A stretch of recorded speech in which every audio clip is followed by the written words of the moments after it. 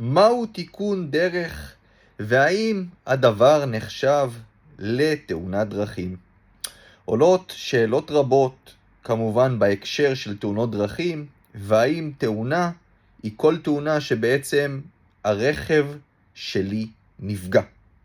אז בואו נעשה סדר גם בעניין הזה. לפעמים יש לנו דבר שנקרא טיפול או תיקון בדרך.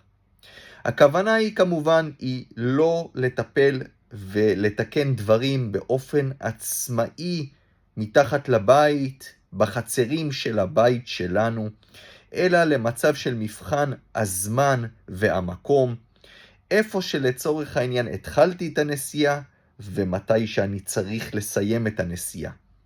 אם במהלך הדרך הזאת, לצורך העניין, אני הוכחתי שלמשל היה חסר לי שמן או מים, או שהחלפתי גלגל, כמובן איזה רכיב ספציפי ברכב, ובעקבות העניין הזה קרתה לי תאונה, למשל, פתחתי את מכסה המנוע והוא נפל על היד.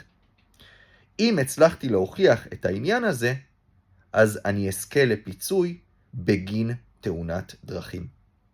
אם יש לכם שאלות נוספות, אני כאן.